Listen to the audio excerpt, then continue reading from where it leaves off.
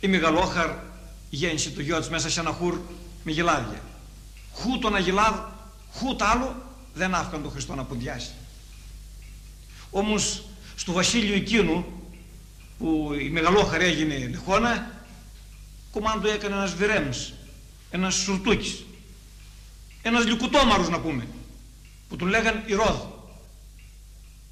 Λοιπόν, αυτός ο Σουρτούκης μαζόχνει όλους τους χωροφυλάκους και τους δίνει ορμήνυμα να πιάσουν όλα τα φασκιωμένα και να τα σφάξουν.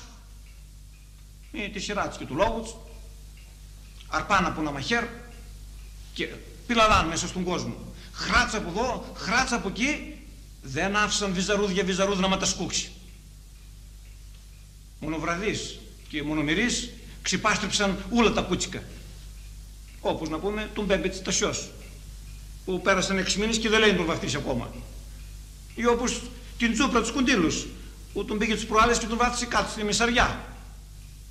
Ή όπως τα διπλαρόνια της Μαλέσσινας, που τα διάβαζα τις προάλλες και δεν μου έκανε πληρωμή. Και ένα σωρό άλλα που δεν μετριούνται και δεν μου λογιούνται. 14.000 έσφαξαν αναθυματισμένοι μέσα σε μια μέρα. Άτς κερατάδες. Τι κερατάδες, φουνιάδες. Κατάρα Γεωργή δεν τους πιάνει. Μωρέ, σκέτο κατράμ θέλουν αυτοί. Όμως ο Θεός που κάνει το μεγάλο κουμάντο, ευθύς δίνει χαμπέρινος αγγέλου. Και αυτός πιλαλάει μόνο φυσής και πάει και τσογκράει τον Ιωσήφ πάνω στον ύπνο. Ιωσήφ, το γρικάει. Τι είναι ρε, συγχύς του Ιωσήφ που του χάλασε το εξαπόσταμα. Μη είπε ο Θεός να τα μαζόξει γλίγορα και να λακίσει από εδώ. Το και το θα γίνει. Και ώσπου να πεις κεφαλουτήρ, κάνει κατά πάνω ο Ιωσήφ και γυροφέρει τον τόπο. Τον τρώει το μέσα του και τη Μεγαλόχαρ.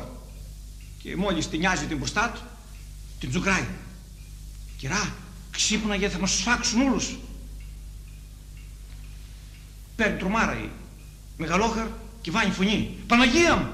Και τράζεται έναν μποέ πάνω. Από το φόβο της και του γιο της.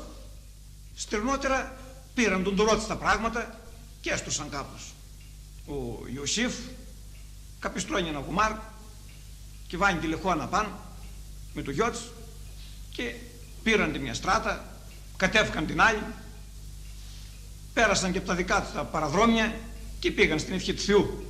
Ή όπως λέμε, σε άλλος ήταν ο τόπος. Τσομπάνιδες ήταν παπά. Έτσι λες εσύ, επιδεσκό μου. Έχει και άλλο παπά. Έχει κάτι στερνό και από σώνο.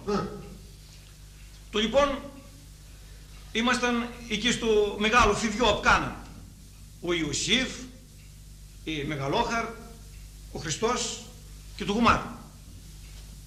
Και από πίσω οι χωροφυλάκοι όλο και σφάζαν. Χράτσα από εδώ, χράτσα από εκεί. Δεν μου λουγάει η γραφή πώς γινήκανε σκοτωμένοι. Όμως και 50.000 να ήταν και 100 του πουλί, μια φορά τη Ρόδ δεν έγινε το σπότ. Και όχι μόνο δεν έσφαξε το Χριστούλη μας, αλλά μήτε το βρακί του δεν είδε. Την ίση την παρδενίαν εφύλαξας, εν την κυβίση το